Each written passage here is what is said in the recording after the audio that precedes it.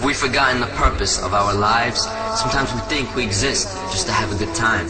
So we indulge in satisfying our lusts and desires, even if it means becoming hypocrites, thieves, and liars. We forget the sole purpose Allah created our souls. It is to worship Him alone until they bury our bones, never faltering, never shifting away from our iman, remaining true to Allah as best as we can.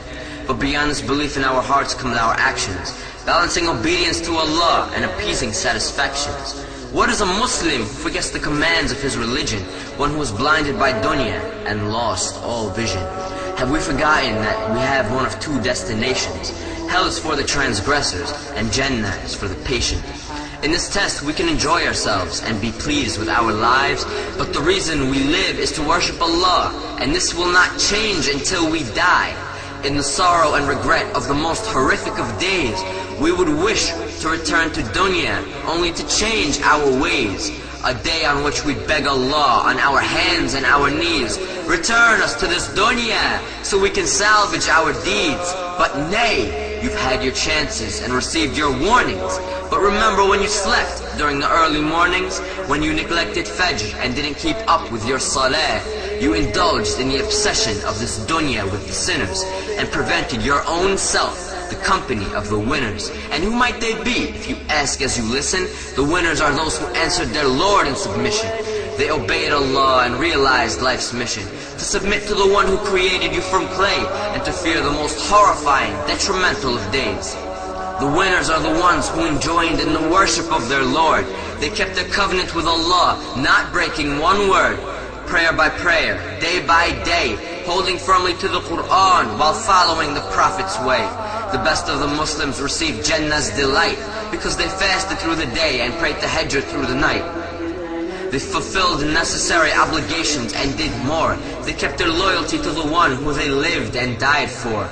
Let us all reflect as to how we may be viewed by the sublime. Are we of the hypocrites who don't even pray on time? Of the losers who worship every nickel and dime? Of the animals who don't treat fellow Muslims with respect? Of the enemies of Allah whose commands we neglect? Are we the sinners whose own lives will regret? Or have we devoted ourselves to pursuing paradise? Of the Muslims whose actions are intelligent and wise? Of the noble who tell only truth with no lies? Of the pious who pray every prayer on time? Let us never forget our aim for paradise. We must worship Allah through all of the sacrifice. For those who fall short, Jahannam is their destination. Allah's judgment is most supreme, and His is the best of legislation. So Ya Allah, we beg of you to guide us the straight path, and we seek refuge with your mercy from the torment of your wrath. Ya Rabb, grant us patience and let us die in submission.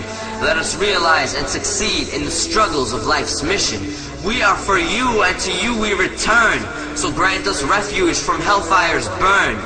Grant us the peak of Jannah with the prophets, martyrs, and the righteous. For none exceeds you in your generosity, O Lord of kindness.